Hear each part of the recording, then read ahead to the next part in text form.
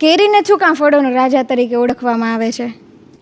આમ જોઈએ ને તો ઈશ્વરે ભરી ભરીને સૃષ્ટિમાં રસ ને રસાયણ ભર્યા છે. જાત જાતના ફળ ને ફૂલો, નદી, ઝરણાઓ આપ્યા છે. ફળ ઘણા બધા છે, કિંમતી ફળ છે. તમે કીધું એમ ખૂબ આંબા કરતાં, કેરી કરતાં પણ કિંમતી ફળ છે. પરંતુ છતાંય કેરીને છે ને અમૃત ફળ કીધું છે. સૃષ્ટિ ઉપરનું કેમ અમુક અમુક એન્ટિક છે, એમ કેરી એન્ટિક છે. એટલા માટે કે કિંમતી વસ્તુ તો શ્રીમંત લોકો જ ખાઈ શકે.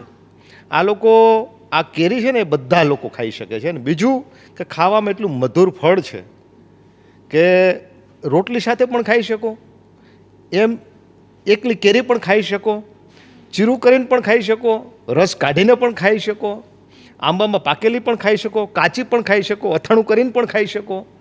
એટલે ઠેઠ ઉપનિષદો વખતે આપણા વેદોના શ્લોકોની અંદર પણ આમ્રફળના ઉલ્લેખો થયેલા છે. એટલે આપણે એને ફળોનો રાજા કહેવામાં આવે છે. અને ફળોના રાજામાં પણ સૌથી શ્રેષ્ઠ એમ કહેવાય ને કે અમૃત ફળ તો કેસર કેરીને કહેવામાં. કેસર અને કેસરીમાં તો બંને છે ને જબરજસ્ત છે આમ જુઓ તો.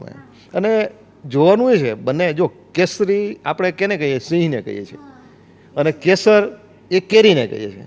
બંને તાલાલામાં થાય છે, બંને તાલાલામાં છે, અને બંને રેર એન્ડ ઉપર છે, રેર એન્ડ ઉપર. આમ આપણે એવી અવસ્થા તરફ છે, આપણે એમનું કહીએ રેર એન્ડ, હવે સિંહ હવે નાશ પામ્યા છે એમ નહીં, પણ એનું અસ્તિત્વ જોખમમાં છે. એમ આપણને તમે એમ કહેશો કે કેરીનું કેવી રીતનું રેર એન્ડ ઉપર, પણ આજકાલનો જે સમય છે ને, આપણે આગળ એ વિષય ઉપર વાત કરીશું કે કેરીનું અસ્તિત્વ પણ હવે રેર એન્ડ ઉપર છે. એટલે બંને કેસરી છે, બંનેનો કલર એક છે, બંને સિંહ છે એ એશિયામાં ફર્સ્ટ, આમ વિશ્વમાં પ્રખ્યાત છે. એમ કેસર કેરી પણ વિશ્વમાં પ્રખ્યાત છે. હજુ ઘણાએ ખાધી નથી. એક વખત અમે હોલિવૂડમાં કેરી મોકલી હતી તો એ ચાખીને તો એ લોકોએ એમ કીધું કે આવી કેરી અમે ક્યાંય ખાધી નથી અત્યાર સુધીમાં. એટલે કેસર કેરીમાં એ ટેસ્ટ છે.